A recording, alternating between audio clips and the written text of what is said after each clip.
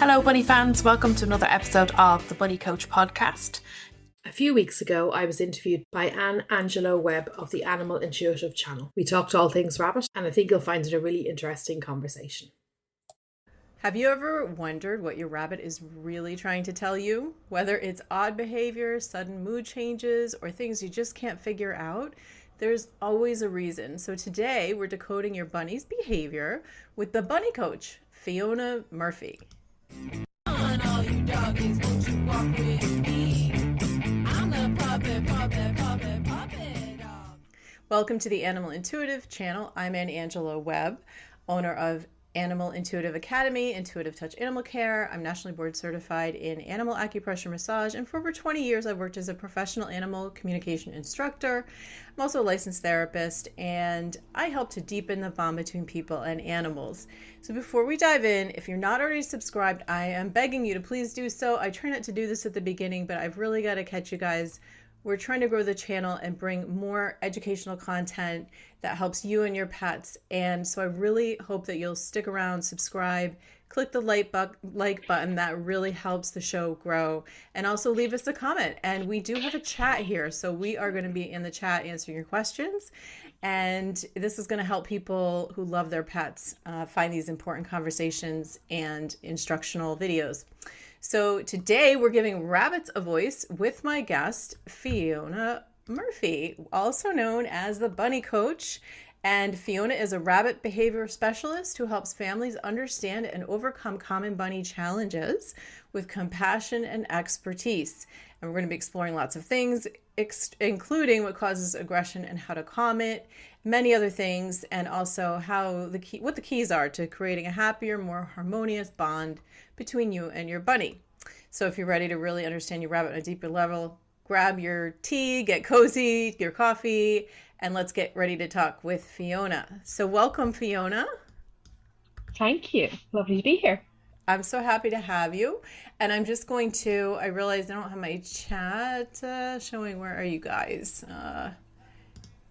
There we go. Okay, so if anybody is in the chat, feel free to leave a comment or a question as we're going along, and Fiona will be happy to respond. So Fiona, I'm so happy and excited to have you here today. I know many people struggle to understand what their bunnies are trying to communicate, and you have such a compassionate, practical way of helping people get to the heart of what's really going on. So let's just start out with asking, a lot of people are wondering, like, how do you become, and how did you become, what led you to be a bunny behavior expert? So it's just happened over time, really. So I've always had bunnies. I've been a bunny slave my entire life. When my kids were little, we got bunnies again. And we had a little bit of a gap where we had no bunnies, and then we had the kids and we had bunnies again. And then we couldn't find somebody to look after our bunnies when we went on holiday. So we thought, well, other people must have the same problem. So we started offering rabbit boarding. And yes, lots of people had the same problem. So people started coming to us for rabbit boarding. Rabbits are very specialist creatures. They're very sensitive. They hide their pain very well. They can go downhill very fast. So you really want to make sure that they're with somebody who knows what they're talking about. And there just really didn't seem to be very many places that offered that. There was lots of dog kennels and catteries, but nothing really for small animals. So we called it the rabbit rooms because we thought it would be rabbits mostly, and it is, but we also board guinea pigs, pygmy hedgehogs, tortoises. We had a giant tortoise wandering around our garden last year for much of the summer. She was 80 years old. Oh, wow. Birds sometimes, lizards. We don't take snakes, we don't take ferrets because they're predators, and no cats and no dogs, but most other things in cages and pens, so hamsters and gerbils and that kind of stuff as well.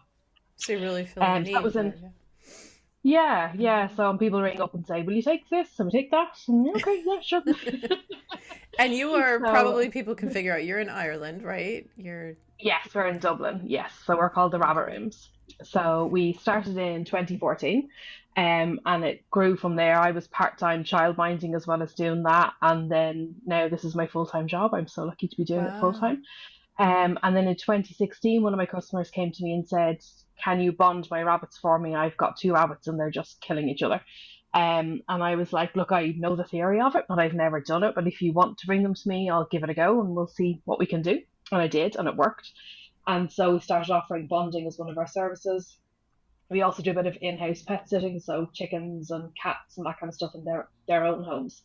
And we do grooming, and the bonding then and the online classes all began during COVID. So people started getting a second rabbit during COVID. They sort of realized their bunny was lonely on their own and they were going to go back to work at some point. So they got a second rabbit. But then it's not as simple as just putting two rabbits together. They should be in pairs, but they are territorial. So they'll often fight to begin with.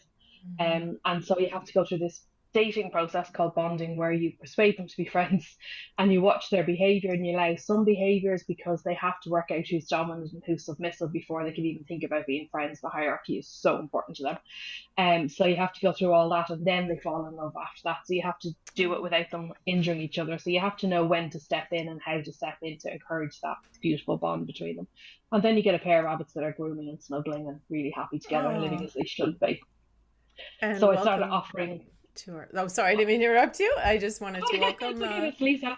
Hi, Lisa. Yes, and it's so crazy because Lisa knows you and I know Lisa through YouTube and she's in Ireland, but she knows you. It's just sort of very interesting how that isn't that amazing? We were talking about her earlier, weren't we? It's crazy. Coming into laminator, it's mad.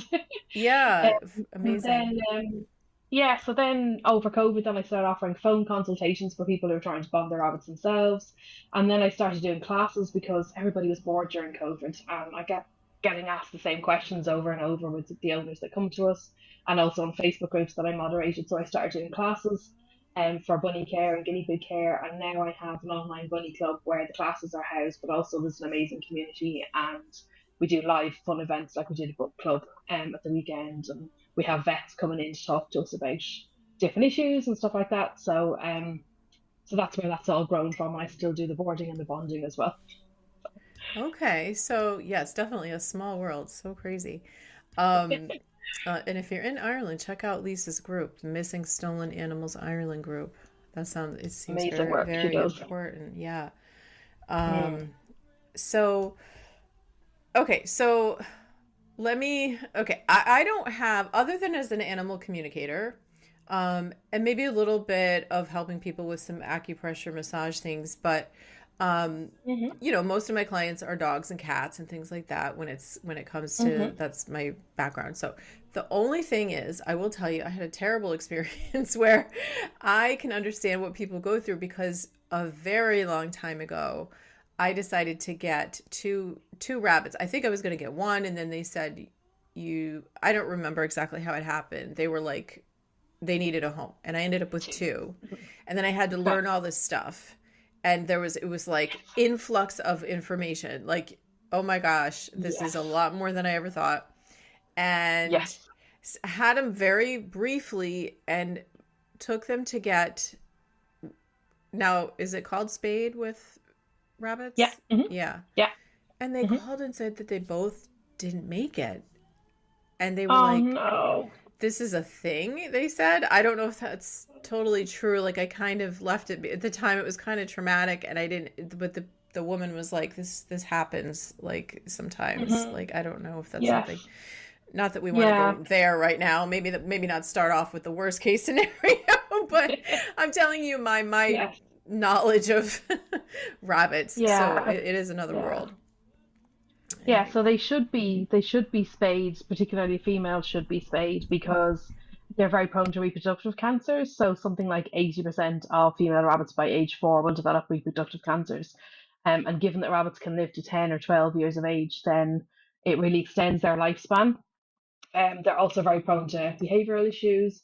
And if you want to bond rabbits, they need to both be neutered or spayed in advance. So females are spayed, males are neutered, because otherwise the hormones just get in the way too much with them being territorial. So there is a risk of the anaesthetic. They can be sensitive to the anaesthetic, but with a rabbit savvy vet, the risk is much, much lower. And it's rare enough now that will happen, but it does happen occasionally, unfortunately. Yeah. I will say this is a long time ago. I won't give away my age, but it was a while ago. So maybe things have changed. Maybe things are a little bit better. Hopefully so. Okay, so what do you find is the most difficult challenge that most rabbit parents face? Is it the bonding piece, or is it because you do most people have two? Is that kind of a thing, No, or okay? no. Well, I wouldn't say most people, but a lot of people would have to. Um, and the problem with it is that they are told to get two rabbits together. They're told rabbits are better in pairs, and then they are sold or they adopt or they buy two. Hi Jay, that's one of my lovely bonding clients. Welcome. So they are. Sorry, I've lost my train of thought now. What was going to say? Um, Oh, so they're wait. told to get two. Oh yeah. Yeah, Mm-hmm. yeah. So they often get to often as babies, and then what happens is the hormones kick in. They're getting on beautifully. The hormones kick in, and then all of a sudden they're killing each other. And people are not prepared for that because they're not educated about that. Because a lot of times the breeder or the person who's rehoming them or whatever won't say that this is a risk because they want people to take two. So Right. this is the scenario that I deal with an awful lot. Boys particularly will 99.99% of the time fall out and they can really injure each other. Those little balls of fluff can be very, very vicious. Wow. And they can really injure each other and they can actually even kill each other, unfortunately, if they aren't stopped in time. And the problem is they can be absolutely fine and then they can just ramp up into a fight out of nowhere. So you're not always necessarily there when it happens and you don't necessarily have any warning or people don't know the warning signs. Mm-hmm. So a lot of the situations that I deal with is people who have bought two rabbits or adopted two baby rabbits and they have fallen out and then realize they have to get them neutered and then they have to wait 8 weeks for the hormones to die down and then they need to go through this rebonding process and a lot of times people think that they can just put them back together and they'll be fine, but what they had was what they call a baby bond, and as adults they need to work out their hierarchy. They may have a grudge against each other. They're worse than elephants and they remember, so they have Wow. to be gotten over the grudge and then they have to be reminded that they loved each other. So I would say probably 60% of the 270 plus bonds that I've done are actually rebonding in those kind of situations. So that's very, very common. Wow, that's fascinating that they hold a grudge like that, and that. So, what would be an example that you've seen of that where they've held a grudge? Well, just a lot of the pairs that come into me are in that situation. So I'm either bonding for people who have one rabbit and then get a second rabbit and then the rabbits don't get on. And then it's not as simple as they thought it was and it's more time consuming, or one rabbit free roams completely around the house and feels like they own the house. And the owners think it would be better for them to come to me with neutral territory and start afresh, and then I support them through the rest of the process once they get them home. I put in 40 or 50 hours across the week of bonding and they're coexisting and hopefully grooming and snuggling by the time they go home. And then, so that's one scenario. And then the other scenario is where the rabbits have fallen out as baby bonds. So I've bonded lots of bunnies that have really badly injured each other. They've ripped each other's ears. There was one pair that one of them had a permanent limp because he'd been got so badly by the brother, but they still managed to be rebonded and they went home happy and they lived happily ever Oh, after until they died a lot later of old age. So well, that's that was a good. nice scenario. And then on the flip side, there was the pair of rabbits that I knew that were kind of getting at each other when they came into us for boarding, and they were young boys and they were at each other. And I thought, if they're at each other here, they must be at each other at home. But of course, here there's other rabbits around, and that kind of exacerbates it sometimes. Okay. And I did speak to the owner. Unfortunately, she didn't get them neutered in time, and one did actually kill the other one. So Oh, it really is very serious, and it really does need to be. I'm trying to spread awareness about it because it really does need to be looked at. And just because they're fine now, it doesn't mean they'll be fine in an hour, a week, a day, a month. my They goodness. really need Yeah. to be separated as babies. And it's a shame because people get them for company for each other and think, that's grand, I have a setup for two rabbits. They're going to Yeah. live happily ever after. And then they have to have two separate setups and then they have to go through all the rebonding. It's just a nightmare. Wow. Is there a Yeah. situation where they clearly know what like XYZ happened and the family's like, well, this happened and now there's this like there's this grudge or this memory, and you had like, hmm what did you do in that situation is it just separation or? Yeah, so they have to be separated and then they have to be neutered and then they have to wait 8 weeks for the hormones to die down. So if you imagine that they fall out quite often before they're old enough to be neutered, that's kind of the wrong side of it as well.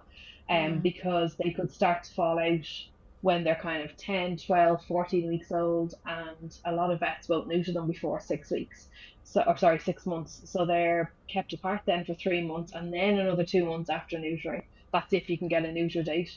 So you could be looking at your rabbits being separate for 6 months, and then in the meantime, what can happen is they can be really determined to get into each other, and they can jump into each other's pens, and they can fight, and it's just an awful logistic for people to be dealing with because they're constantly trying to keep them from getting into each other. They're having to have two separate setups. They're having to split their time and their attention and their free roam space for the rabbits, and they feel bad about that because the rabbits are only getting half the free roam time they'd like them to have, but they're doing their best, and that's the best they can do in that scenario. It's only temporary, and then when we get them rebonded, then it's a completely different scenario. So that's good. Wow. So it sounds like Lisa had found you because her bunny, oh no, when she was little, she had one, the unfortunate scenario you mentioned, and then found you after she had one that she... Sorry. Did she have one? After I had Rocco a while, otherwise I would have gotten another rabbit to bond with him. Rocco's gorgeous. Okay. So did you keep Rocco, Lisa, or did you... I'm a little confused. You probably... sounds like... Yeah. So she had a pair of bunnies when they were younger, where one killed the other one, and now when she was younger, now she has just Rocco on his own, and she didn't go down the bonding route because she didn't know about me, and she didn't have company help to bond. But Rocco's very well loved. I know how adored he is, and he has a lot of human company, and he's fine. So who's a bunny? Like a lot of people watching, we definitely want to answer. If anyone is here and you have questions, please let us know. So maybe if you could tell us a few key signs that a bunny might be stressed or unhappy, things to look out for. Sure. So rabbits can be aggressive. That's another scenario that I come across quite a lot, where the rabbits are aggressive. And every time somebody puts their hand into the cage or the pen, the rabbit is lunging at them. And they can be afraid. I find rabbits, when they're hormonal and they're not neutered, that they can be quite very anxious, I suppose, like us with PMT, right? If that's what your rabbit is like all the time, if it's hormonal. So that's another scenario, and sometimes they can attack out of fear, but the aggression is quite often because they're riddled with hormones. So what people will often say is that the rabbit is fine, it's a beautiful rabbit, it loves to be picked up, it's everything, it's beautiful, it's happy, it's fine, and then overnight it's like switches, and then switch flips, and then it's like they have a personality transplant, and it's because the hormones have kicked in. So, so in that scenario, they appear very unhappy because they're lunging all the time. They don't want to be touched. They don't want you near them. A stressed rabbit will often sit hunched in the corner, or maybe staring at the wall, but that can be obviously signs of other things as well. It can be signs of, as you say, stress, or they can be unwell. They hide their signs of illness very well, and sometimes until it's too late. So it is really important to be aware of what is normal rabbit behavior and what your rabbit is normally like. So I always recommend to people that they do a weekly healthcare check. They get their rabbit used to being picked up, because a lot of people online say, don't pick up your rabbit. They're prey animals. They shouldn't be picked up. And yes, they don't love it naturally because they associate us, I suppose, with something bigger that's swooping down and picking them up. But they can be trained to get used to that. And it's really important that you do, because you have to clip their nails. You have to help them if they're molting when they're grooming, because otherwise they ingest all the fluff, and that's dangerous for their GI tract.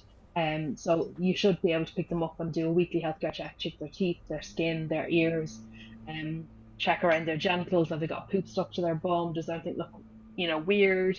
Is there any signs of mites? Is there any lumps or bumps or cuts? And that, combined with knowing what your rabbit's behavior is normally like, can really help you to be on the ball and pick up any signs of illness very quickly, or any signs of distress that need to be dealt with, because they can go into what's called gut stasis very quickly if they're stressed. So that's where their guts shut down, and it needs to be constantly moving. And if they stop eating or they stop pooping, so it goes in one end and out the other, if either of those things aren't happening, then there's something slowing down or stopped inside their gut, and they can die within hours from that. Oh my gosh. So it's really important to know what to watch out for. Yeah. Goodness. They're quite complex little creatures. Right. They seem fragile, sort of. And Tara says, Fiona has worked wonders with my boy, such a calm and knowledgeable presence in what was a very stressful time for us. It sounds like it. Yeah, Oh, your knowledge thanks, seems Tara. Happy to help. immense. Yeah, they seem very, there's a fragility to them, it seems. Yes, But I can't even absolutely. imagine people saying, like, well, don't pick them up. Like, well, what's then the point? I mean, that's kind of why. Right. Yes, yes. And the irony of it all is that a lot of them actually do quite like a cuddle. Yeah. I find that we find that when a lot of people come in for boarding, they'll say, "Oh, my rabbit doesn't like to be picked up; it hates it." But we have to pick them up to take them from the pet room out to the garden in the runs in the summertime. And when we pick them up, because we're confident about it, a lot of the rabbits kind of snuggle into us, and they are Hmm. loving that And cuddle. they, And a lot of them do oh, cuddle once they feel secure. And I think it's sad when the owners and the yeah. bunnies miss out on that bond, that closeness of a bond. It's a much closer bond than even if you sit on the floor with them. If you can pick them up and carry them around and when you need to or do what you need to do, they Hmm. have complete trust in you because they know you're looking after them and you'll clip their nails and all that kind of stuff. And it's a much closer bond. So I'm a big believer in against the rhetoric there. Yeah, definitely. And they're so cute and cuddly. Like, why would you not want to? I mean, I don't know how anyone could Yeah. resist it, first of all. Yes. Uh, They don't all love a cuddle. To be fair, they don't all love a cuddle, but a lot of them do. Even if they don't, they can still be trained to get used to it. oh, well, and Fiona, I'm sorry, Lisa had a couple questions. She said, "Do you have how do you feel about bunnies being sold in pet shops?" Mhm. Don't love it at all. I think that they're usually in a very small space when they're in the pet shop. They can be there for months on end. They're not getting much time and attention because the shop is busy, and they're having kids coming in and poking at them, and they don't get any time to stretch their legs. Rabbits ought to be in at least a 2 meter by 3 meter space, and that's only for when they're penned in. They ought to be able to be free roam and binky, which is where they jump in the air and twist because they're happy, and Mm-hmm. hop around and stretch up on their back legs and periscope and look around them. They love doing all that. They can't do Oh, those things in a cage.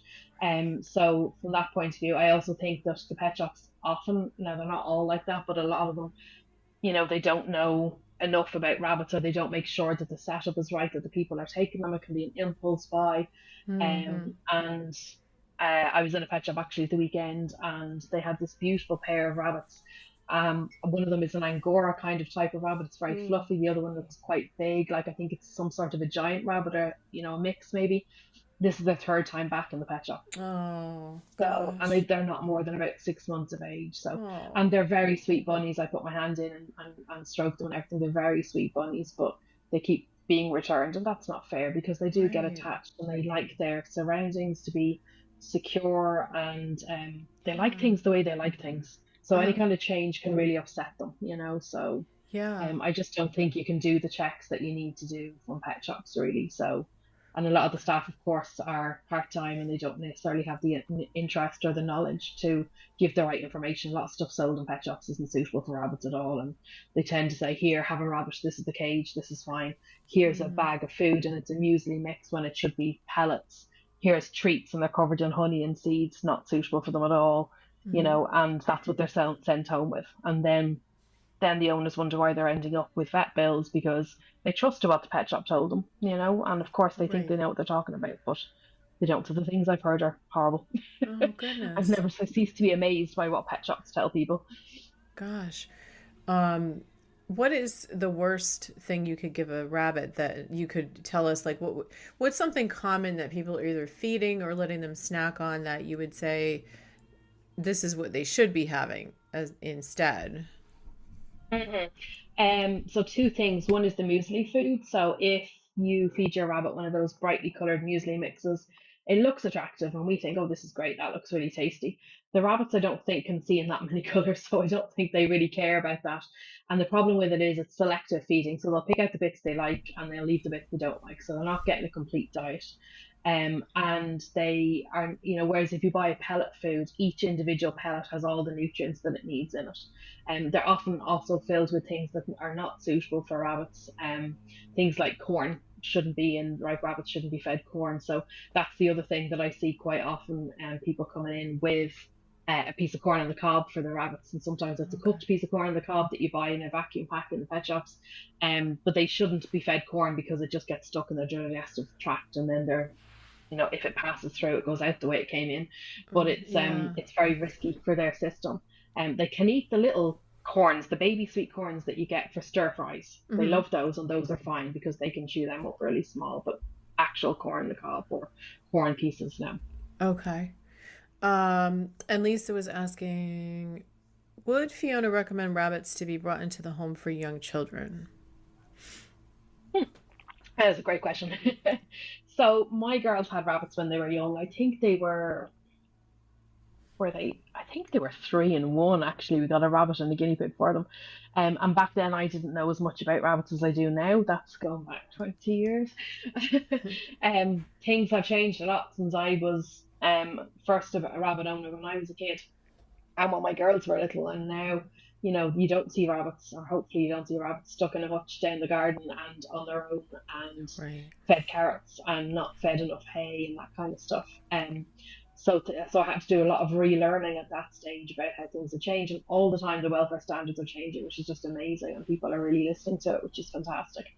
But they did have the pets when they were little, but they were for me really, or me and the girls. So I think if you're going to have a rabbit for young children, I think you have to really want the rabbit, because as we've talked about already, there's an awful lot of work in them. Yeah. And it's very easy. It's very easy for kids to go, and I can't be bothered doing that, and forget to feed them, or they want to be out playing instead, and they don't really understand the gravity of, well, the rabbit needs its dinner at a certain time, and to be fed regularly, and because that is very important for the digestive tract as well, that they're kept on routine as far as possible. And of course, small children are inclined to pick rabbits up when maybe they're given the vibes that they don't want to be picked up. They might squeeze them. So I think they can be great for kids if the adult wants them to, and they're prepared to take on the responsibility. And you're not going to say in 3 years' time, well, the kids are bored now, so Hmm. I'm not interested. And unfortunately, I hear a lot of that. The kids are bored. And I think people don't always realize that they can be a 10 to 12 year commitment.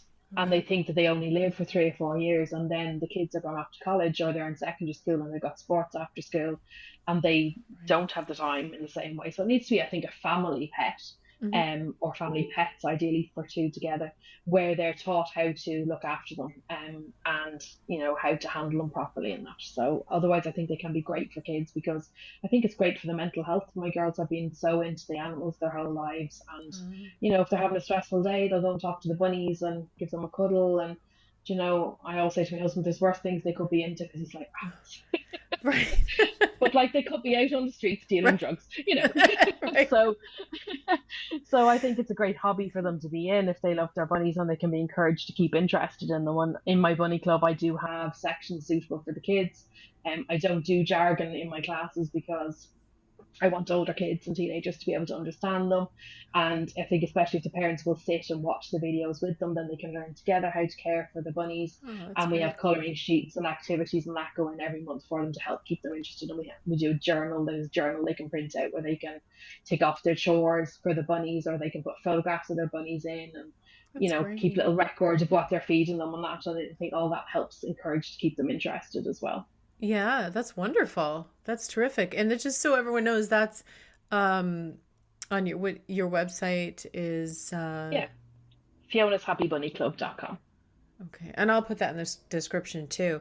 So Thank you. you have Great. Yes. classes that people can take whenever they Hmm. want, or are Yeah. they like Yes, kind of they're on-demand classes. So okay. there's a lot of care classes. So if you need to learn how to handle your bunny, or how to do their nails, or how to litter train your bunny, that's all in there. And then there's also more advanced kind of classes where you can teach them a trick, or you can do agility where they jump over jumps, and lots of enrichment classes, because they're Oh, very smart and it's good to keep them busy. And if they're bored, they get destructive.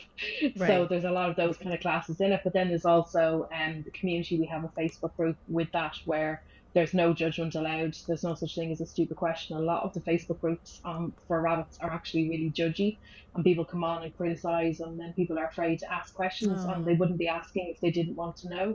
So I think that's really important, that people are welcomed and they're allowed to ask the questions, and we're all learning all the time, because these rabbits are so complex. I'm still right. learning. You will never know everything there is to know about them. So I think people should be able to ask the questions, And then we have lots of live events where we meet once a month on Zoom and have a chat, or we do a book club. And then we have Ask the Experts coming in, like vets and rabbit groomers and rescuers coming in to talk to us about their work with rabbits. So it really helps deepen your knowledge and your bond with your bunny as well. Right, definitely. It sounds very in-depth and all-encompassing. It sounds like an amazing resource, and I'll have that link in the description. Thank you. Yes. So it sounds like there is an issue for people from what I've seen online, like a lot of things with chewing, maybe wires or furniture or things like that. So how can people help redirect that, or what can we do about that? 1 second. Oh, sure. Yeah. Hold on. Nope. Yeah. Can you still hear me? Yes. Mm-hmm. Yes. You're good. Okay, hold on. Let's turn it up again. Hold on. There we go. Redirecting about chewing furniture and stuff. Okay, so it's a very natural behavior of rabbits to dig and to chew. So one of the best things you can do is give them something that they can do those things with. Otherwise, yes, it will be your furniture. Or wires, spicy hay, we call it in the rabbit community, where they just love to chew the wires. So there's in some ways there's not a whole lot you can do because it's their natural behaviors, but you can bunny proof. You can get wire covers. You can get covers for the furniture, for the chairs of your leg chairs of your legs, legs of your chairs, and those kind of things. You can get things to protect your skirting boards, and then that combined with supervising them and also giving them something else to do can make a big difference. So providing them with a dig box, for example, creating a dig box that they're allowed to dig in the house and keeps them interested, and giving them safe chews like branches or safe toys that they can chew on can really help redirect them. There is a study recently that said that rabbits that don't eat enough hay tend to chew more. Okay. So one of the best things that you can actually do is make sure they're eating enough hay. So they should be eating a ball the size of their body every day. And a lot of people wouldn't give them that much hay. So that makes a big difference. Their diet should be like at least 80% hay, so that keeps their digestive tract flowing properly. Wow. Because it's full of fiber, and also wears down their teeth, which are constantly growing. So if they eat enough hay, that can apparently help with distracting them from chewing as well, that they just are less inclined to. Yeah. And of course they do go through phases where, because their teeth are growing, that they're wanting to chew things as well, so that's where the branches and things like that can be really helpful as well. Wow. So an amount of hay the size of their body. Yes. Wow. And so the teeth constantly grow. That's such an interesting fact.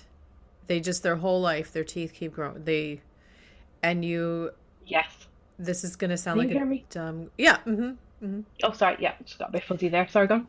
That's okay. So do people themselves, like, oh my gosh, this is going to be a dumb question. Okay, let's just put it like this. So what do you do about the teeth that constantly grow? How is that? So they shouldn't need anything doing to it except them getting enough hay.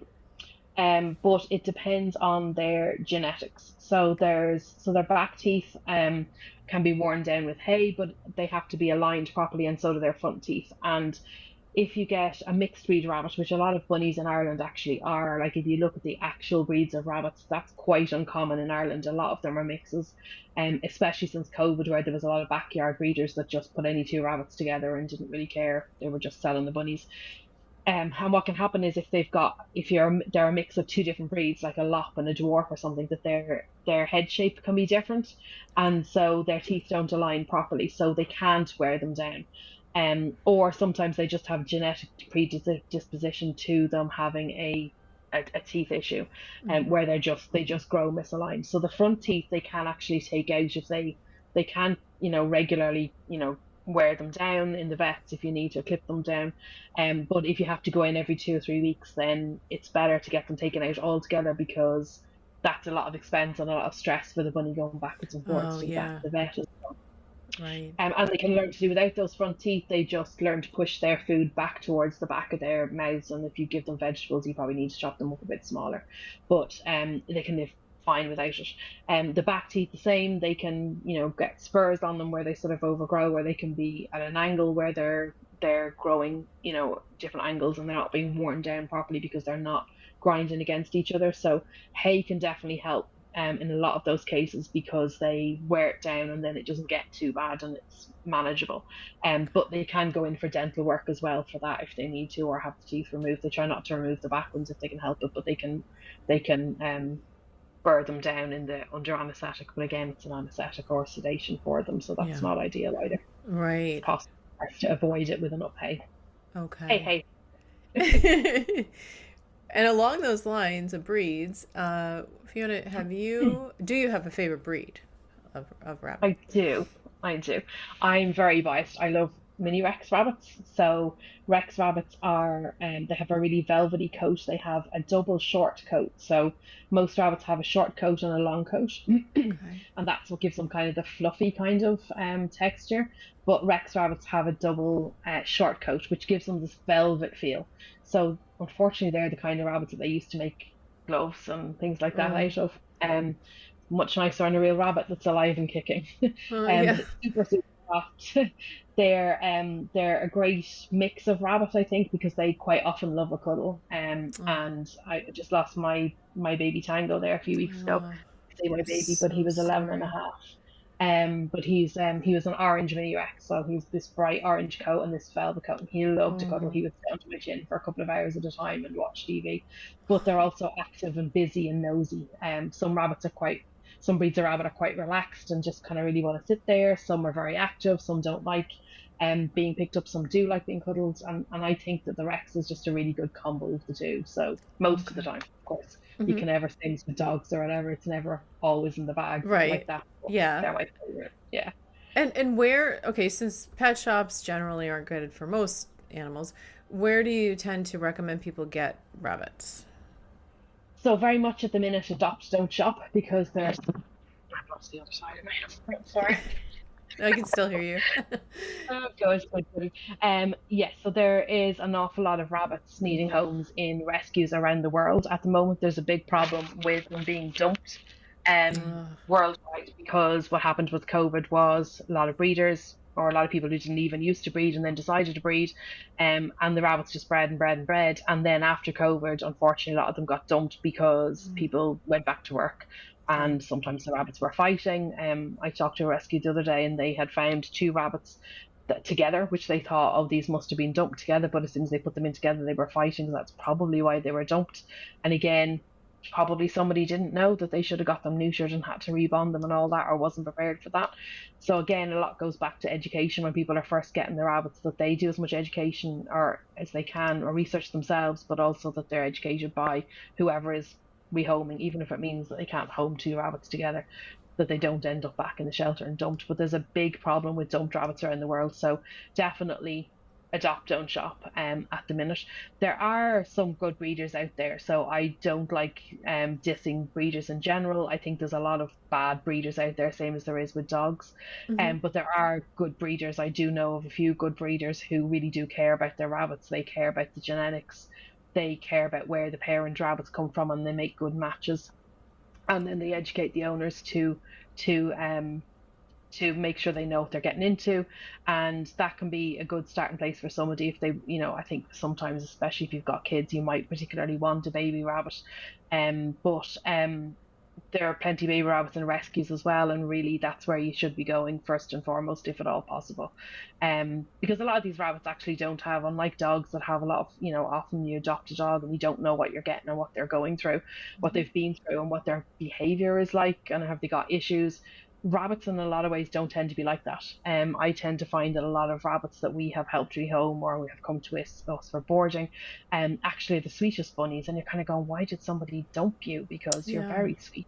I even had one in for bonding last week, and it's the sweetest little thing, and they do think that she was neglected, and yet she's just like, hi, talk to me, hi. She just keeps wanting the love, and it's just lovely. And I think the people who are dumping them probably haven't spent any time with them, otherwise they wouldn't have dumped them, because they're so lovely. So when you adopt from a shelter, then you are quite likely to get a rabbit that's not been through a whole lot, or is quite forgiving, I suppose. But a good rescue will also help match you to match a rabbit to your home situation, I suppose, and help you find the right rabbit for you. The rabbits will always be neutered and vaccinated, usually from a reputable rescue, and that's very expensive. So that can really be a much more cost-effective way to do it. And then you often get follow-up help as well afterwards, which you don't get from a breeder usually. Mm. So they often are, able to give you advice if you need it, or you can ring them at any point and say, I'm having a problem, and can you help me with this? And they would take the rabbit back if you decided that it wasn't working out. Whereas a lot of breeders won't do that Mm-hmm. either. So really, adoption is the best bet. But there are some good breeders out there too. Okay. So also, I know that they can people have said that there's like eating issues sometimes, like where they can be picky about eating. Is that true? Mm-hmm. There can be problems with that. It can be. They can get into bad habits, I suppose. And a lot of people tend to feed rabbits with, well, they like that, so I'm just going to keep feeding them that. So they like the muesli, so I'm going to feed them that. They like the corn, they like the honey and seed treats from the pet shop. And then the rabbit ends up with health issues because their diet isn't correct. Um, but and they can be quite stubborn. So if I say to a rabbit owner, your rabbit isn't eating enough hay, they really need to be eating more hay, and are they eating a ball the size of their body every day? And they say no, I'll say, right, okay, well, you need to cut back on the pellets, you need to cut back on the vegetables, you need to cut back on the treats, because this is the most important thing. Sometimes the rabbit will still refuse the hay, even if that's all they have in front of them. They'll be like, no, I'm not eating that. And of course, the owners then worry about gut stasis and that kind of stuff. So you do have to kind of gently interrupt their routine, I suppose, and gently change things up for them so that it's a gradual changeover and it's not too much of a shock to their system where you might upset their digestive tract. But usually you just have to out stubborn them. They are stubborn, but you have to be more stubborn than you are. It's tough love, like it is when you have a toddler. I just think they're furry toddlers, basically. It does sound like there's a lot to take into consideration and to prep for before you get a bunny. You really Yes, need to. Yeah. absolutely. So check out Yes. Fiona's website and do that before you adopt. Um, so, and what about litter box issues? So they have like, do they use cat litter kind of, or do they use dirt or what, sand, or what do they Yeah. use? Yeah, so you can absolutely litter train a rabbit. They are very naturally clean animals. They want to be clean. A lot of my customers, for example, would live in apartments and the rabbits free roam and they use a litter box. So they're not in a pen or a cage, or they're only in a pen overnight or something. So they can be litter trained. They're easier litter trained if they're neutered, because a lot of it is territorial behavior where they're pooping and weeing places. And then when you're using litter, I always recommend the wood pellets. So the cat wood pellets is fine, but there is cat litter, which is the clumping. Cat litter is kind of like clay. That's really dangerous for rabbits, because if they eat that, that's going to clog their systems and get stuck and cause a blockage. So it needs to be the pellets. Or you can use hay, or some people use puppy pads with hay over the top. Or there's paper. There's a paper kind of pellet that you can get as well. Okay, so lots of options. And what are some ways people can, other than just trying to pick them up, like what can people do to help strengthen that bond, develop that bond with their bunnies Mm-hmm. throughout life? So yeah, I think a lot of it is spending time with your bunny and watching their behaviors. And I think this is how I really got into the rabbit behaviorists. This is how you were asking me earlier on. I think really from spending so much time watching rabbits, especially when they're bonding, has really led me to be able to read their behaviors and know what they're thinking, really. And you can do that with your bunny as well. One of the best things you can do is sit on the floor with your rabbit and spend time with them, even if you're just sitting on the floor watching TV or reading a book, letting the rabbit come to you on their own terms, and sometimes giving them a little treat when they come over to you, or giving them a little pet, and they gradually start to realize that you're not a dangerous thing and that you actually are a provider of good things. Mm-hmm. So that is one of the best things that you can do for your bond with your rabbit, is to do that. But also things like knowing their routine, giving them the right things, giving them the treats they like to eat that are safe for them, and then things like teaching them tricks, or and making toys for them, homemade toys for them, or providing enriching activities for them can really increase their bond with you, because you play with them. Like rabbits love to play with baby toys, for example. So a lot of people would give them stacking cups like babies have, and they'd put pellets in them, and the rabbits toss them around to find where the pellets are. And they love baby keychains, so they have to be the ones that don't have electronics or the ice gel in them. They have to just be plastic keychains, but they love flinging them around. Those are the kind of things that you can play with your rabbit that actually makes them think that you're a rabbit and you're their buddy, really helps the bond. Yeah. Okay. And I have to ask you, because this is a show about animal communication, have you had any times when you just felt like you just knew something about a bunny that you just knew? Yeah, I think sometimes as a boarder, we pick up on a lot of things that the owners don't pick up on because they don't have anything to compare it to. So, especially if they're newer bunny owners, they might not realize that there's something not right with their bunny. And we just know really from their body language and how they're behaving and their eating habits. I'm not sure that I really would be au fait with the communication the way that you do it. I'm very interested to learn more about that, but I definitely think that I go with my gut with the rabbits an awful lot, and usually if there's something not right, I know about it, and getting them to the vet would normally confirm that. So there's things like we've picked up one of the rabbits had a heart issue, and the owners hadn't realised, and spelling it again. um, I just knew from the way the rabbit was breathing and the way it was behaving that there was something not right. And one of our own rabbits had a heart issue. So I kind of thought, yeah, that looks like the same thing to me. I'm not a vet, but got them to the vet. And yes, lo and behold, it was a heart issue. And the owner was very appreciative because they hadn't realized that there was something not right with the bunny. So quite often we would pick up those kind of things, or respiratory issues, or teeth problems, or dealing with things like poopy bum, so the rabbits have two types of poop. They have the little balls that you see around the place, and then they have this sticky kind of grape-like poop that they eat from their own anuses. So they redigest it, and you never usually see it. You never usually see it. They just get on and do it, and it's fine. But they redigest it for the extra nutrients. But if you pick up your rabbit and your rabbit has poop stuck to their bum, that's very abnormal. It shouldn't be like that, because they should eat those cecotropes. So normally that's a problem with they're overweight and they can't reach to eat them, or they have arthritis and they can't reach to eat them, or their diet is completely wrong, or sometimes they just have a really sensitive digestive tract through genetics. And sometimes owners wouldn't realize that that kind of thing wasn't normal, and that it can be dealt with and it should be avoided, because it doesn't need to happen. Okay. Yeah. So I'm sure you do. I'm sure that you are intuitively picking stuff up all the time. And just seeing if there's anyone in the chat asking any questions. Okay, no. So anything else that we didn't talk about that you think is just important that people need to be aware of, or, just little tidbits, anything that we missed? Well, I think that's really the most important thing. I think that they should have a friend, but be aware of how much work the bonding is and get help if you need it. A lot of the rescues will actually bond for you. Not in Ireland, I don't think it's a thing that they offer, but in the UK and America, a lot of the rescues will find a friend for your rabbit and bond for you and do some of the work with you, for you. But if you get them home and you haven't got going home instructions or support once you get them home, give me a shout, because I do offer that service, because sometimes people don't know how far the rabbits have got when they've been bonding, and they can't get hold of the rescues because the rescues are so busy. And then people are like, what do I do now? Can I give them free roam time? Can I expand the space? Can I add the litter trays now? There's a lot of kind of stuff like that.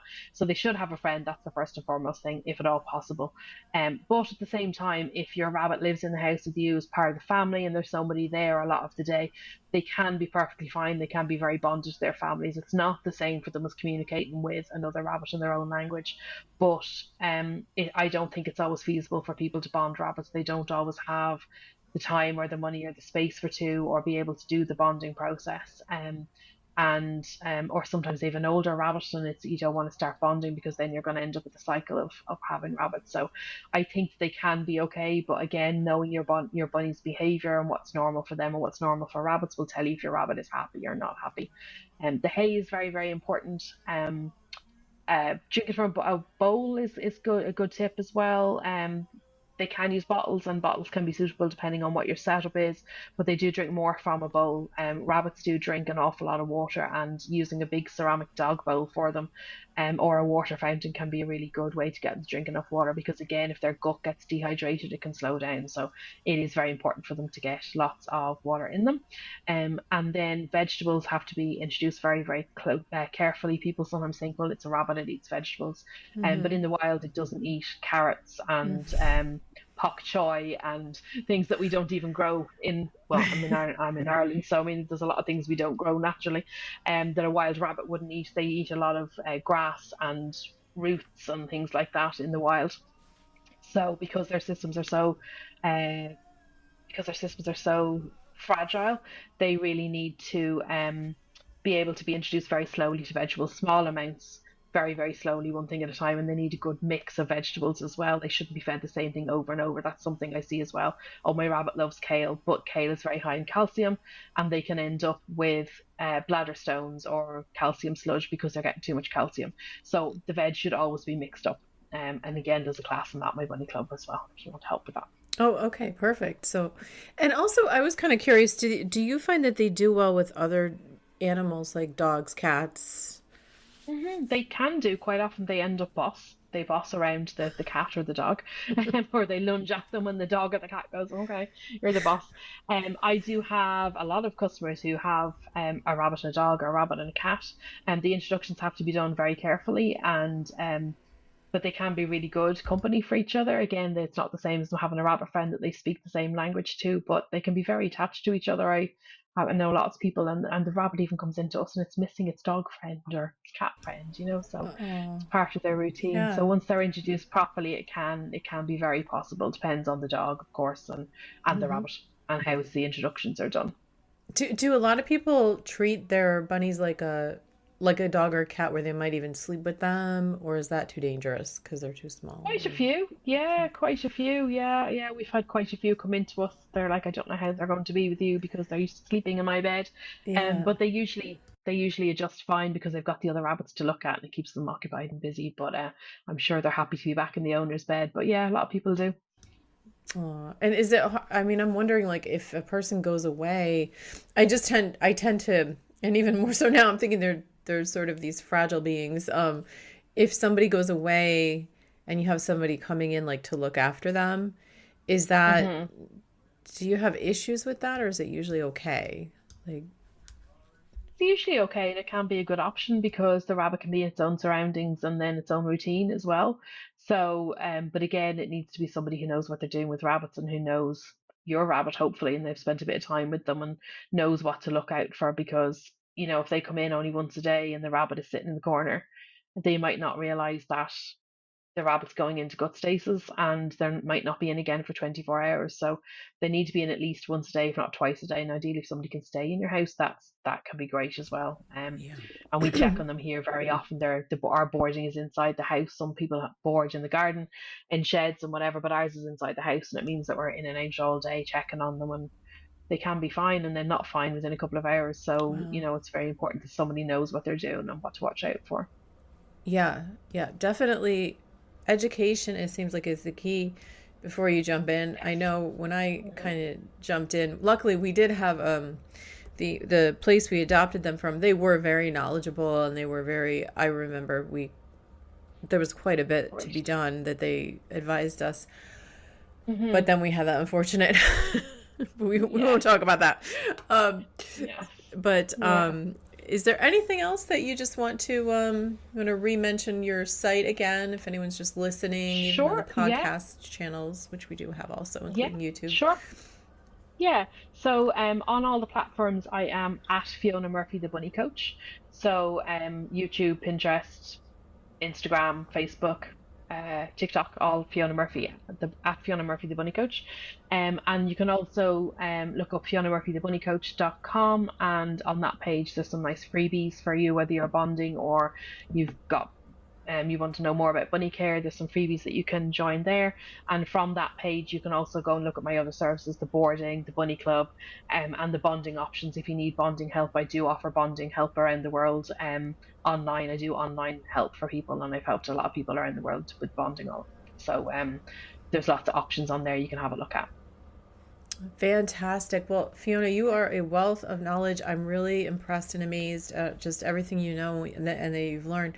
And I forgot to do my little disclaimer at the beginning. It's a little late now, but we aren't vets here. So if your pet is having any, your rabbit, your dog, whatever, is having any health issues, make sure you take them to a vet, or just sudden behavioral changes, things like that.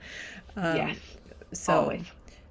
And also, to anyone who's watching, please do make sure to check out Misha's Heart Adventure, emotional... I don't even know the name of my own book. I'm sorry. Misha's Heart Adventure, Emotional Regulation While Learning How Animals Think and Feel. I just went on, I blanked out there. It's available where all books are sold. And it also has accompanying music. Beautiful. You can get music that's streaming on all platforms. You can download it, or and you can find it on my website too, intuitivetouchanimalcare.com, where right now I do have and I have an October BOO 10 discount for Boo 10 for Halloween coming up for all my digital products. If anybody's interested, go to Intuitive Touch Animal Care, and that's my main website, and then go to Animal Intuitive Academy on that website, and you'll find all my products for sale versus my main website, which is individual sessions and massage and acupressure locally, as well as at a distance. I can create plans for your pets that you can do, and they're based on traditional Chinese medicine. You'll get your own charts and analysis of your animal based on traditional Chinese medicine. So I want to thank you again, Fiona, and thank you for everybody in the chat for being here. Please do subscribe. Yeah, absolutely. Thank you. And share this, and go check out the Buddy Coach. She's all over the, podcast, and check out, I was on her show recently too. So if you're interested, go check that out too. And this is lovely. Thank you so much. If you're worried about bunny bonding, whether you haven't started yet and you're anxious about it, which is completely understandable, or you've started and you just don't feel confident that you're reading the behaviours properly, or whether the rabbits are making any progress, please do get in touch. There's a link in my show notes to a bonding quiz that you can fill in to tell me exactly what's happening with your bunnies, and I'll send you a personalised email back. Each week I also open a limited amount of spaces for free bonding assessments. These are short 15-minute calls where we can chat through what's happening with your rabbits. This is for you if bonding feels stuck or you have run into issues, you haven't started yet and want to avoid mistakes, you're overwhelmed by conflicting advice online, you're thinking about getting a second or third bunny and wondering if it is a good idea, or you're not sure whether you need support, or if you do, what kind of support would be most helpful for your situation. These are not sales calls. I just know that it can really help to get things off your chest with someone who understands. And if you would like, I can talk you through my available options for you to go away and think about, and then you know where I am if you need me. Absolutely no pressure. I only open a small number of clinic spots each week, so once they're gone, that's it till next week. So grab one quick if you want one. I look forward to chatting bunnies with you. Thanks for listening to the Bunny Coach podcast. I look forward to chatting to you next time.